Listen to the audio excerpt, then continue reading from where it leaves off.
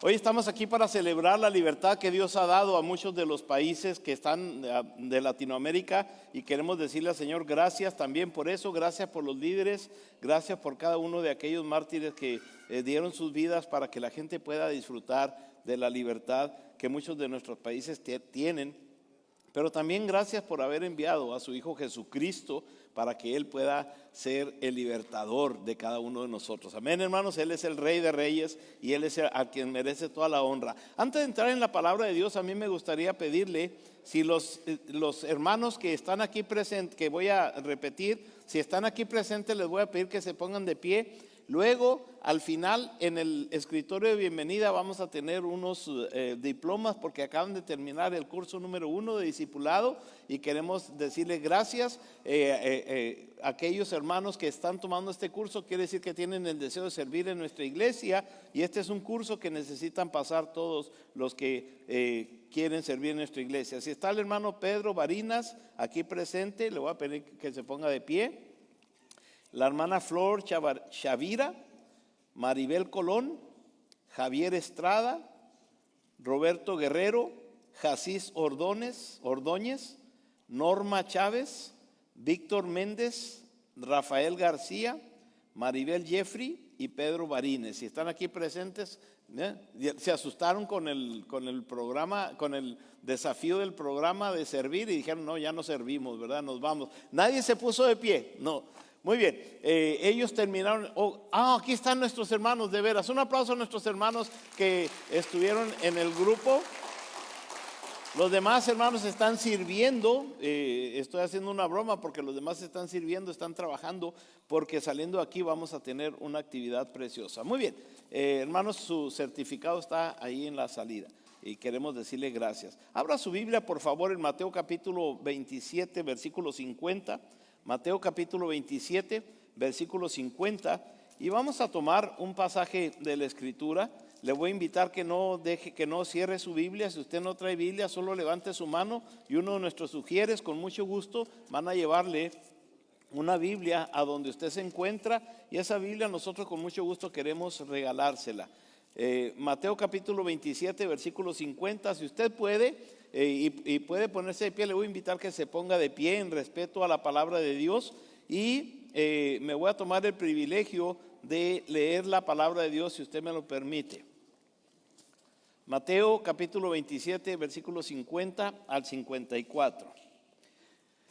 Dice la palabra de Dios, si usted lo está leyendo en la pantalla, dice de esta manera: Mas Jesús, habiendo otra vez clamado a gran voz, entregó el Espíritu. Y he aquí, el velo del templo se rasgó en dos, de arriba a abajo, y la tierra tembló y las rocas se partieron. Y se abrieron los sepulcros y muchos cuerpos de santos que habían dormido se levantaron. Y saliendo de los sepulcros después de la resurrección de él, vinieron a la santa ciudad y aparecieron a muchos. El centurión y los que estaban con él guardando a Jesús, visto el terremoto y las cosas que habían sido hechas, temiendo a gran manera, y dijeron: verdaderamente este era el Hijo de Dios. Vamos a orar. Señor, esta tarde te agradecemos por este tiempo que nos permites de adorar y glorificar tu nombre. Señor, quiero pedirte que bendigas la exposición de tu palabra y que me uses, Señor, para ser un siervo fiel en tus manos y que me permitas, Padre, realmente compartir el mensaje que tú tienes para tu iglesia en esta mañana.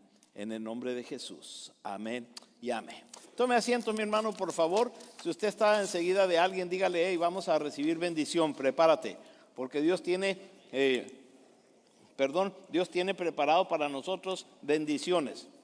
Hermanos, antes de entrar en la exposición de la palabra, esta semana fue una semana un poco activa, pero también un poco dramática. Si usted está pendiente de lo que está sucediendo en la sociedad, esta semana asesinaron vilmente a uno de los líderes de influencia, Charlie. Lo asesinaron, Charlie Kirk se llama, de una manera violenta. Y me gustaría, porque durante estos días después de que pasó eso me han estado preguntando, pastor, y usted qué piensa, y usted cuál es su opinión, inclusive en mi propia familia, hermanos, quiero que sepan que aún en mi propia familia, algunos de mis familiares les dio en cierta manera gusto de que hayan aniquilado o hayan callado a un líder de influencia tan fuerte como él. La otra parte de mi familia están preocupados por lo que está pasando, y yo creo que muchos estamos pensando de esa manera. Esta semana muchos se han acercado conmigo y me han preguntado, pastor, ¿qué opina usted? ¿Cuál es nuestra postura? Y a la mayoría de ellos les dije, bueno, el domingo voy a decir públicamente cuál es mi postura o mi opinión acerca de este tema. Pero antes de darle mi opinión completa, quiero darle un poquito de trasfondo si usted no sabe de qué estoy hablando. Charlie Kirk empezó un ministerio que se llama Turning Point en 2012, y es un ministerio donde simplemente él hablaba sobre las problemáticas social y daba su postura. Él tiene una postura muy radical, pero una postura muy bíblica en ese tiempo. Entonces yo quiero decir primeramente, bueno, hablando de Charlie, en su trasfondo él fue autodidacta. O sea, él no fue a la escuela, él no fue al high school, él no fue a elementary, él se desarrolló en su casa haciendo homeschooling, y él aprendió a leer 2 horas al día la Biblia. Y era su práctica diaria. 2 horas al día él leía la Biblia y oraba, según el testimonio que él mismo daba en sus debates. Él participaba en los debates públicos acerca de las ideas que él tenía, y hace 13 años él empezó este ministerio que se llamaba precisamente Turning Point.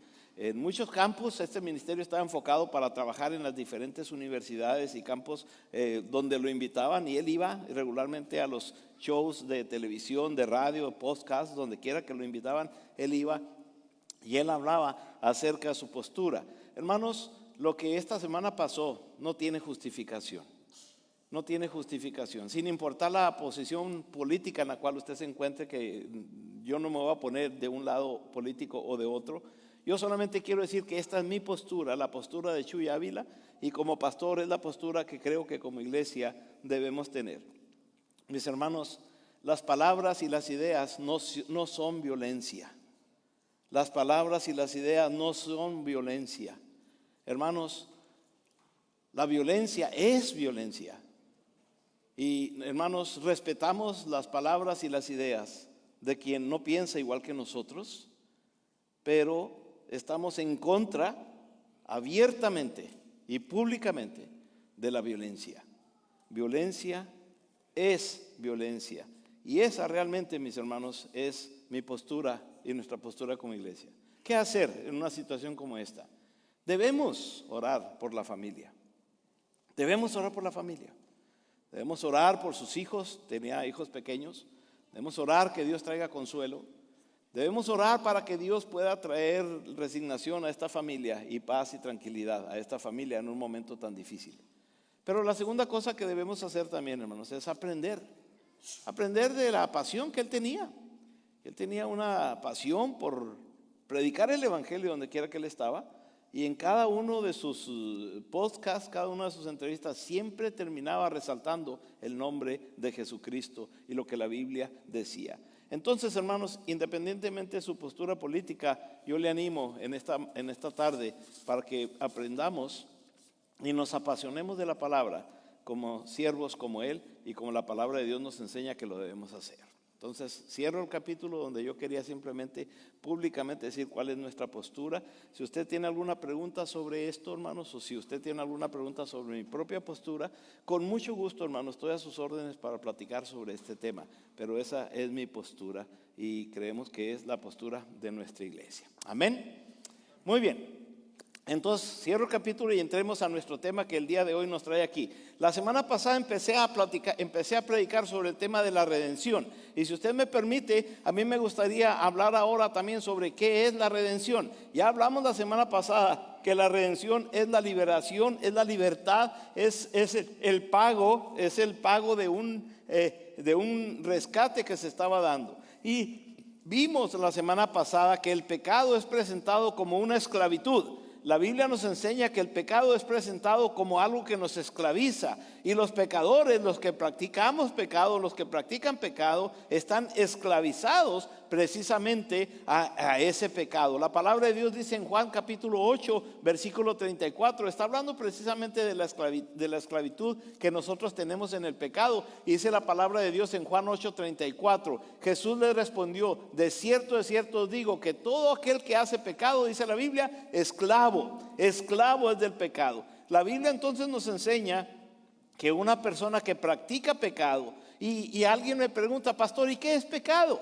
¿Cómo define usted el pecado? Porque a veces tenemos diferentes conceptos o opiniones de lo que es el pecado. Mis hermanos, algo tan sencillo como esto: pecado es cualquier cosa que nosotros pensamos, hacemos o decimos que está en contra de la voluntad de Dios. Porque la palabra pecado es errar al blanco. Por lo tanto, cualquier cosa que usted haga o diga o piense, hacemos, pensamos o decimos, cualquier cosa que usted haga, que usted piense y que usted diga, son cosas que usted está errando al blanco que Dios tiene. Pecado es errar entonces al blanco. Si usted está haciendo, pensando, diciendo algo que está en contra de lo que Dios dice en su palabra, eso es pecado. Pecado es errar al blanco. Y precisamente, hermanos, Jesucristo vino para liberarnos de esa esclavitud de pecado. Cuando la palabra de Dios dice aquí que la paga del pecado es muerte, la palabra de Dios nos está enseñando entonces que nosotros estamos condenados a una esclavitud de pecado, y Cristo vino a rescatarnos. Por eso la palabra redención significa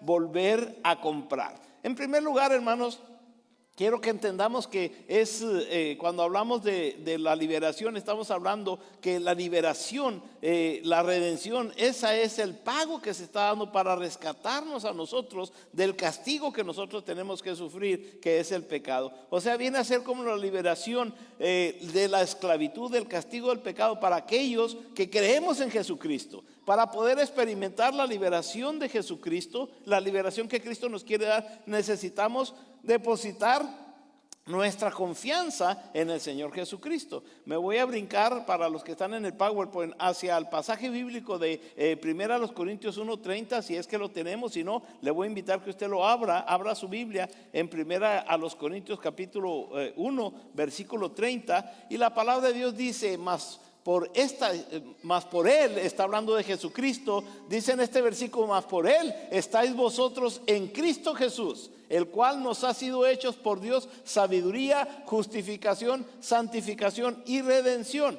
O sea, lo que la palabra de Dios nos está diciendo, que en el momento en que creemos en Jesucristo, nosotros recibimos la liberación del pecado que nos asediaba, de la esclavitud que nos tenía atados en camino a la condenación. Entonces la pregunta surge, que es el momento de la redención, es el tema de nuestro sermón el día de hoy. Entonces la pregunta surge: ¿en qué momento de la redención tiene que ver? ¿En qué momento la redención tiene que ver en nuestra vida? ¿Cuándo inicia la redención? Estaba tratando de buscar una ilustración, y voy a usar un poco de información que tiene que ver con la ciencia, pero me gustaría decirles que lo voy a hacer con mucho cuidado y con mucho respeto. ¿Cuándo usted empezó a existir? ¿Cuándo cada uno de nosotros empezamos a existir? Hablamos de la vida y creemos en la vida, pero ¿cuándo usted empezó a existir? Bueno, biológicamente, una persona existe biológicamente en el momento en que en la relación, en la intimidad, en la relación sexual, el hombre suelta lo que se llaman espermatozoides. Y estamos hablando, mire, escúcheme de esto porque esto es bien importante. Estamos hablando de 15 a 250 millones de espermatozoides que el hombre suelta en una relación de intimidad. Esos 15 millones a 250 millones depende, hay muchos factores que dependen de la cantidad, pero más o menos, según la ciencia, lo menos son 15 millones de espermatozoides que empiezan una carrera hacia el óvulo. Y el óvulo que está en la mujer tiene entrada, tiene puerta abierta solamente para un espermatozoide. Y en esa carrera, ese espermatozoide corre y pelea con los demás, o no, bueno, lucha con los demás para poder llegar primero. Y hermanos, le tengo una buena noticia. Usted es un victorioso y triunfante, porque usted es ese que luchó, y usted fue ese que entró al óvulo. Y ahí en ese momento, en el momento en que el espermatozoide entra al óvulo, ahí inicia la vida. Ahí inicia la vida. Por eso como iglesia estamos completamente en contra del aborto voluntario. Somos pro vida.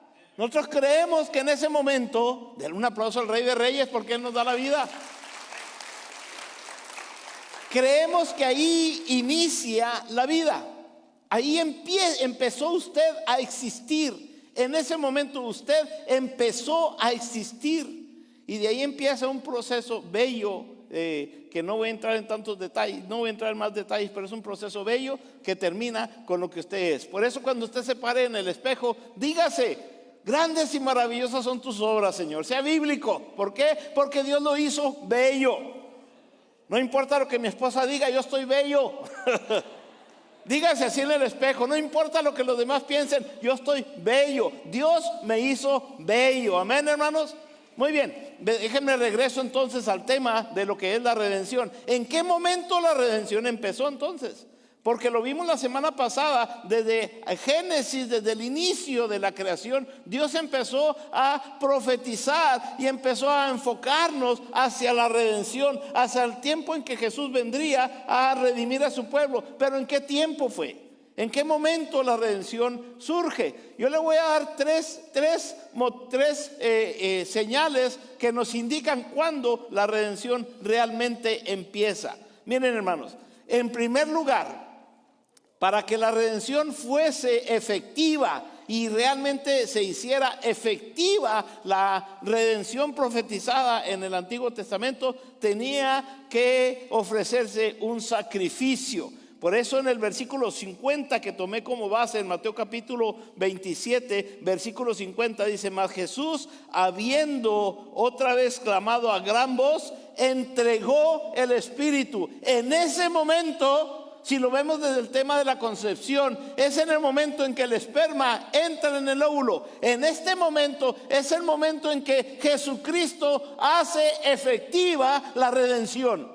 En el momento en que Él dice: consumado es. En el momento en que Él entrega el Espíritu. En el momento en que Él dijo: pagado está. En ese momento se hace efectiva las cientos de promesas del Antiguo Testamento que Dios había hecho y que Dios había profetizado y que Dios había dicho que iba a ofrecernos la redención. En ese momento la redención se hace posible para nosotros. Mis hermanos, la redención no pudo suceder sin que se ofreciera un sacrificio. Y en ese momento del sacrificio de Jesucristo, cuando Cristo estaba en la cruz derramando su sangre preciosa, cuando Él clamó a gran voz y entregó el Espíritu, en ese momento se hizo posible la redención para usted y para mí. Es el pago de un rescate a Dios. Es lo que Dios exigió para el perdón de nuestros pecados. Teníamos que morir y Cristo estaba muriendo en ese momento. Estaba pagando, estaba entregando el rescate.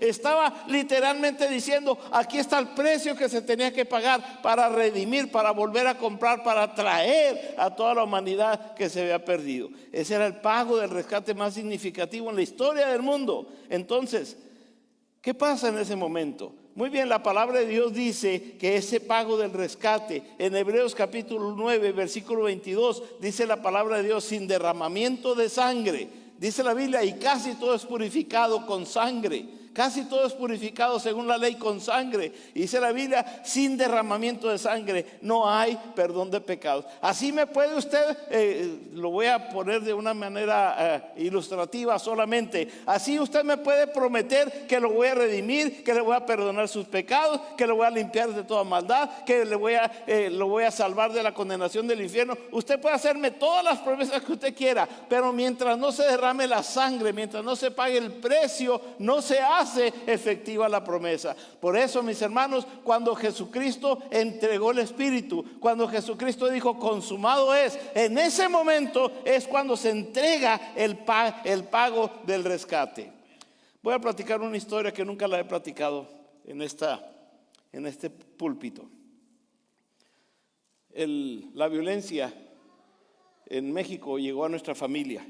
En el tiempo de la violencia muy fuerte, llegó a nuestra familia.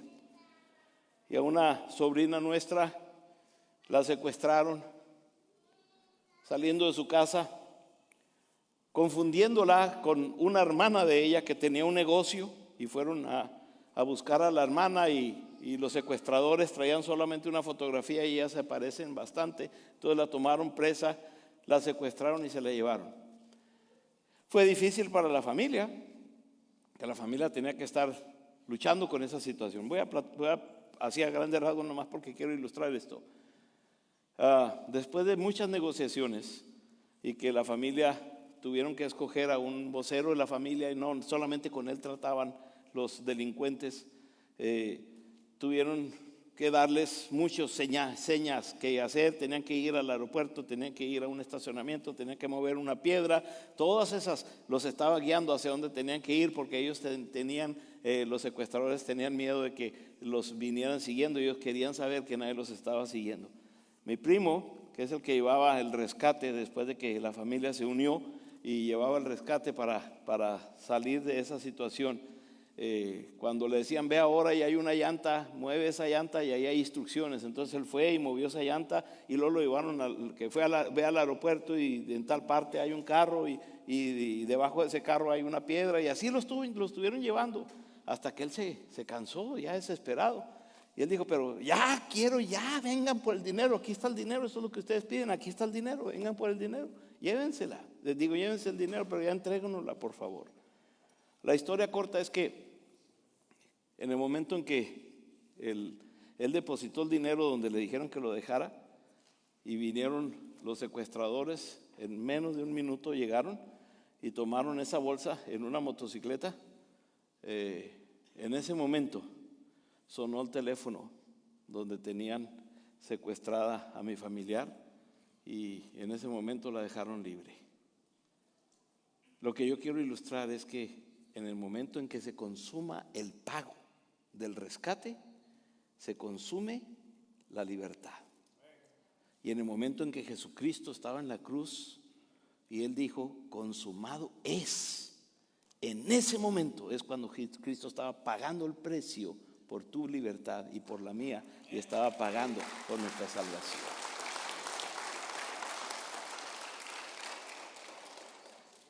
Por eso la palabra de Dios dice, sin derramamiento de sangre, así puedan prometer lo que gusten, sin derramamiento de sangre no hay perdón de pecados.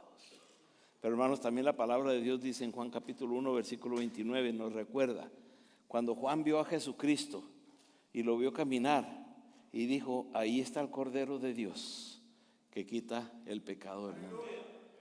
Jesucristo es el que va a pagar el precio por tu salvación. Él es el Cordero de Dios. Juan 1:29. Dice la Biblia, el siguiente día vio Juan a Jesús que venían a él y dijo, he aquí el Cordero de Dios. Ese es el rescate, ese es el precio por nuestra liberación, ese es el precio por nuestra salvación. En el caso de mi familiar, la bolsa verde, porque tenía que ser una bolsa verde, la bolsa verde con zipper era el precio, era la prueba, era la señal del rescate. De esa misma manera, cuando Juan vio a Jesús, dijo, esa es la bolsa verde de Chuy, esa es la bolsa verde de la familia de Chuy, esa es la bolsa verde del rescate, ese es el rescate, es el Cordero de Dios que quita el pecado del mundo. Ahí estaba pagando por tu salvación, ahí estaba pagando por tu redención. Amén. En último momento, en ese último momento, cuando Jesucristo estaba derramando su sangre preciosa en la cruz, quedó marcado ese momento en los 4 evangelios. Pocas cosas vas a encontrar tú en los 4 evangelios. Venga conmigo a Mateo capítulo 27, 50 y mire cómo lo registra Mateo en este versículo 50 que estoy tomando como base. Dice el versículo 50, mas Jesús, habiendo otra vez clamado a gran voz, entregó el Espíritu. En ese momento en que Mateo dice Jesús entregó el Espíritu, es cuando se pagó el precio de la liberación, se pagó el precio de la redención. Marcos lo dice en Marcos capítulo 15, versículo 37. Marcos está viéndolo desde otra perspectiva y Marcos lo escribe de esta manera, dice: y Jesús dio un gran clamor y expiró el Señor. En ese momento en que el Señor clamó, en ese momento en que el Señor expiró, en ese momento de la expiración es cuando Jesucristo está entregando la sangre preciosa que hace posible tu redención y la mía. Lucas en capítulo 23, versículo 46, Lucas lo ve de una manera diferente a Mateo y a Marcos, y Lucas dice en el versículo 46: Señor, en tus manos encomiendo mi espíritu. En el momento en que Jesucristo está derramando su sangre preciosa y llega el momento de entregar el pago, Jesucristo siempre dice: Señor, aquí está mi vida, aquí está mi sangre preciosa, en tus manos me pongo, está consumado, está pagado el precio para nuestra salvación. Juan en capítulo 19, versículo 30, cuando le trajeron el vino a Jesús, cuando estaba en la cruz agotado y derramando toda su sangre preciosa por nosotros. En Juan capítulo 19, versículo 30 dice: cuando Jesús hubo tomado el vinagre, dijo: consumado es, y habiendo inclinado la cabeza, entregó, no se lo quitaron, él entregó su sangre preciosa por ti, entregó el precio de nuestra redención, entregó el precio que teníamos que sufrir usted y yo. Él en la cruz lo entregó por nosotros. Gloria a Dios por mi Señor Jesús, por lo que Él hizo. Estas palabras de Juan capítulo 19, versículo 30, cuando dice consumado es, esas palabras es una palabra griega que es la teleo. La palabra teleo, así se pronuncia, o más o menos así se pronuncia. Y lo que significa esa palabra es hacer o lograr algo hasta el fin. Lo que significa la palabra teleo es completar algo, no simplemente terminarlo, sino da una implicación de llevarlo a la perfección, llevarlo hasta su meta destinada, llevarlo a cabo, completarlo de una manera perfecta. Ese es el significado de la palabra que se traduce en español cuando dice consumado es, pagado está hecho. Quiere decir que Jesucristo dice: se pagó lo que se tenía que pagar en perfección. Nada quedó a mitad, nada quedó a medias. No necesitas añadirle nada, no necesitas pagar una manda, no necesitas hacer sacrificios, no necesitas hacer nada para ser redimido. Cristo pagó completamente por tu salvación y la mía. Gloria a Dios por Él. Él es nuestro Cordero, Él es el Cordero de Dios que quita el pecado del mundo. Amén. En segundo lugar, hermanos, no únicamente fue el sacrificio el que hizo posible el momento de la redención, pero en segundo lugar, en el momento en que la maldición fue quitada. Cuando mis familiares llevaron ese rescate y recibieron los malandros el rescate, hicieron una llamada y dijeron: libérenla. Y en ese momento en que entró esa llamada, la aventaron, abrieron la puerta donde la traían de una ven y la aventaron en una esquina. Ahí la tiraron, hasta se raspó toda mi familiar.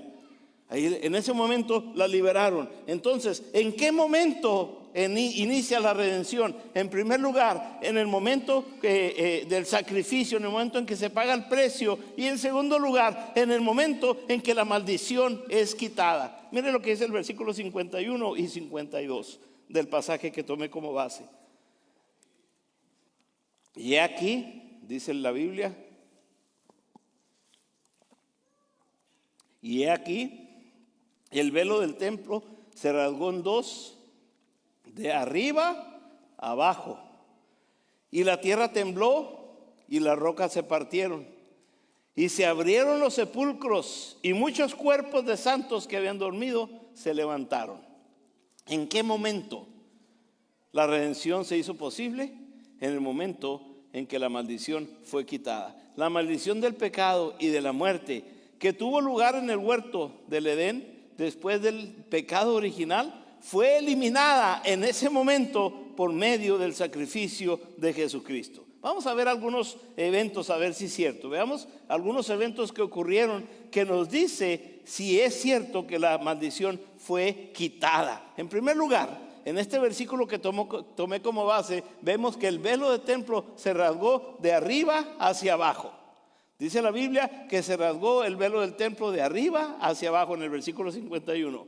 Eso es la señal de que Dios tenía acceso y libertad de relacionarse con el hombre, y el hombre podía relacionarse con Dios antes de la caída, antes del pecado. El hombre podía venir con Dios. Dice la Biblia, el Espíritu de Dios se paseaba en el Edén, o sea, convivía con la humanidad, y Adán y Eva podían platicar y convivir con el Señor. Pero cuando vino el pecado, dice la Biblia que Dios puso una división entre Dios y el hombre. Dice, vuestros pecados han hecho una división entre Dios y el hombre. Entonces ya el hombre no podía libremente venir a encontrarse con el Señor, porque ahí había un ángel que estaba alrededor cuidando el árbol de la ciencia, el árbol de la vida. Estaba cuidando ese árbol. Por lo tanto, el hombre ya no tenía acceso hacia el Padre. Necesitaban a un mediador. Y la Biblia nos dice ahora que ese mediador es Jesucristo. No hay, dice la Biblia, no tenemos ningún otro mediador más que a Jesucristo hombre, que es el único mediador. Pero regresando al tema, en Génesis, nosotros vemos entonces que el pecado hizo una división entre el hombre y Dios, y el hombre no podía acercarse a Dios libremente. Por eso el hombre tenía que acercarse a través de sacrificios, a través de holocaustos, a través de diferentes ritos religiosos que el hombre tenía que hacer para entonces poder comunicarse con Dios. Y Dios se comunicaba con el pueblo, porque el pueblo tenía pecado. Dios no se comunicaba directamente con el pueblo, sino se comunicaba a través de sus sacerdotes y de sus profetas. El sacerdote mediaba entre el pueblo y Dios, y el profeta venía y le decía al pueblo lo que Dios decía al pueblo. O sea, profetas y sacerdotes eran dos funciones similares, pero con un objetivo diferente. El hombre no podía llegar directamente a Dios. Tenía que ser a través de un profeta o a través de un sacerdote. Pero en el momento en que el precio de la redención fue pagada, en el momento en que el precio del rescate fue pagado, en ese momento se hizo esa llamada. Y esa llamada que se hizo en el caso de mi familia, libérenla. Esa llamada que se hizo en el caso suyo y en el caso mío, es cuando se pagó el precio y Jesucristo dijo, consumado es. En ese momento dice la Biblia que la cortina que dividía el lugar donde usted está al lugar donde Dios está, el lugar santo, que nadie podía entrar al lugar santísimo, dice la Biblia que en ese momento la cortina se rompió de arriba hacia abajo. Y si usted sabe algo de construcción, sabe que las cuarteaduras, cuando la pared se quiebra y cuando hay una cuarteadura o se rompe, es de abajo hacia arriba. Pero en este caso fue de arriba hacia abajo, donde Dios está diciendo, ya está pagado, libérenlos.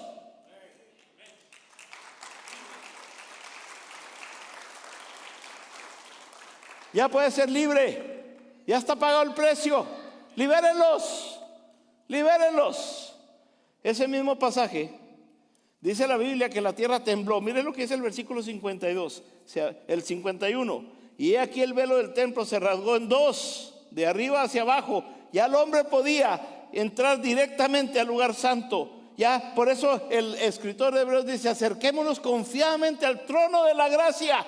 O sea, entremos al lugar santísimo, porque Cristo ya pagó el precio. Ya podemos entrar al lugar santísimo. Ya no necesitamos profetas, ya no necesitamos apóstoles, ya no necesitamos sacerdotes, ya no necesitamos pastores, ya no necesitamos maestros de escuela dominical, ya no necesitamos nadie para que intercede por nosotros, porque hay un solo mediador entre Dios y los hombres, dice la Biblia, se llama Jesucristo hombre. Gloria a ti, Señor, por ello. Ya está pagado el precio, ya eres libre, ya puedes entrar. Ahora sí, éntrale con confianza, ya puedes entrar. Se rompió el velo, ahora sí podemos entrar. Pero dice la Biblia en el mismo versículo 52, dice 51, ve aquí el velo del templo, se rasgó en dos, de arriba a abajo. Y lo dice la Biblia, y la tierra tembló, y las rocas se partieron. La tierra tembló, y las rocas se partieron. Yo no sé, hermanos, porque la Biblia no lo registra. Hermano, no lo registra la Biblia cuando el pecado entró al mundo.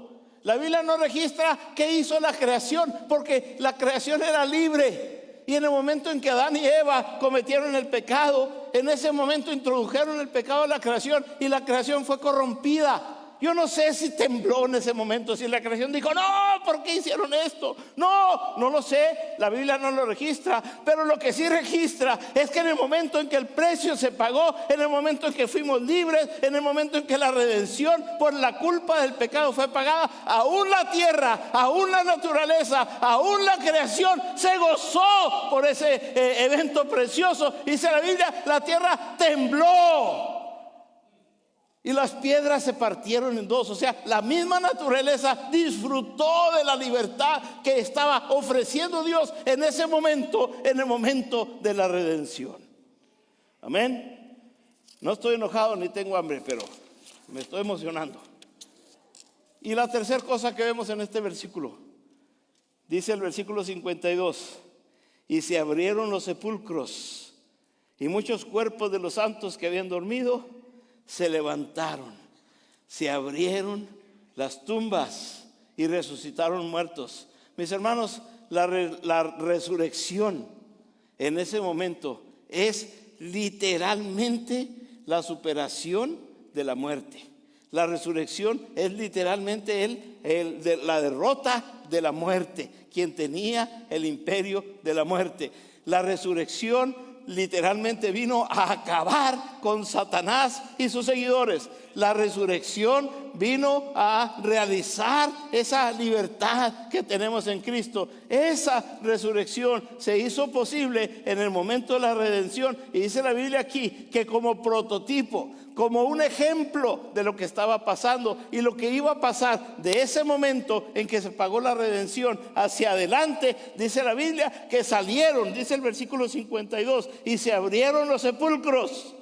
Los que estaban muertos vinieron a vida. Dice la Biblia que estamos esclavizados a nuestros delitos y pecados, pero en Él fuimos libres en Cristo Jesús. Él nos da la libertad.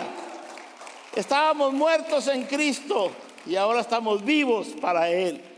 Dice la Biblia, se abrieron los sepulcros y muchos de los cuerpos de los santos que habían dormido se levantaron. Hay esperanza en la resurrección. Hay esperanza. Cristo ya pagó el precio por nuestra redención. Hay esperanza, ya está pagado ese precio y podemos recibir la redención que Dios tiene para con nosotros. Y en tercer lugar, no únicamente fue el cumplimiento de las promesas, no únicamente fue la redención nos está ofreciendo, la naturaleza nos está ofreciendo, pero también en tercer y último lugar, la oferta se abre, la oportunidad se abre para todos. No es únicamente el sacerdote, no es únicamente el profeta, no únicamente es el apóstol, sino todo el que quiera acercarse al Señor, el Señor lo recibe. Miren lo que dice el versículo 54. Dice, el centurión, que no tenía nada que ver con religión, él era político, era un soldado. El centurión y los que estaban con él, o sea, los 100 soldados, porque un centurión era el jefe de 100 soldados, por eso se llama centurión. Entonces, el centurión, el jefe, y los 100 soldados que estaban con él, guardando a Jesús, guardando la tumba de Jesús, o guardando la cruz con Jesús, dice, visto el terremoto y las cosas que habían sido hechas, temieron a gran manera y dijeron, verdaderamente este era el Hijo de Dios. Verdaderamente este es el que dijo que era. Verdaderamente este es el que proclamó tanto que Él había venido a darnos la libertad. Verdaderamente este es el que puede hacerme libre. Y hermanos, en esta mañana quiero decirte, verdaderamente ese Jesucristo es el que te quiere hacer libre. Verdaderamente ese es Jesucristo el que pagó por tu libertad. Verdaderamente ese es el Cristo el que dijo, consumado es. Juan, Pedro, María, como usted se llame, ya puede entrar a la presencia de Dios. Verdaderamente ese es Cristo que vino a libertarte. ¿En qué momento empezó la redención? ¿Se acuerdan la historia de mi prima? Su libertad y su redención no empezó cuando juntamos todos el dinero que nos estaban pidiendo. Ahí no se hizo efectiva su redención. Su redención no se hizo efectiva cuando se depositó ese dinero debajo de esa llanta. La redención se hizo efectiva cuando el malandro agarró el dinero e hizo la llamada: libérelo. Así, tu liberación espiritual de la esclavitud que te aqueja, de la esclavitud que te domina, no se hace efectiva con promesas o con mandas o sacrificios. No se hace efectiva creyendo en las promesas que se te han dado, o en confiar en que tus padres o tus familiares te van a sacar del infierno o del purgatorio. Tu redención se hace posible en el momento en que Jesucristo dijo: consumado es, consumado es. Y esa es la redención que Cristo quiere que tú disfrutes en esta mañana. Pero ahora depende de ti. ¿Cuál será tu postura? ¿Cuál será tu decisión? ¿Cuál será tu respuesta? Pongámonos todos de pie, por favor, mis hermanos. Porque lo que Jesucristo hizo en la cruz no fue algo sencillo. Lo que Jesucristo hizo en la cruz fue algo que realmente marcó la historia, pero también quiere marcar tu vida. Sal de aquí redimido, sal de aquí comprado. Imagínense cómo salió mi prima cuando la aventaron en esa esquina y alguien la encontró ahí atada y llorando y gritando, desesperada, y alguien vino y le quitó la venda de sus ojos y la desató y le dijeron: no te preocupes, ya todo está bien. A lo mejor tú estás así atado, a lo mejor tú estás esclavizado, a lo mejor el pecado te ha dominado tanto que tú crees que no puedes ser libre. Pues te tengo noticias buenas: Jesucristo ya pagó por tu libertad y Él quiere desatarte tu esclavitud. Él quiere desatarte tus manos esclavizadas y Él quiere decirte: no te preocupes, ya todo está bien, ya está pagado.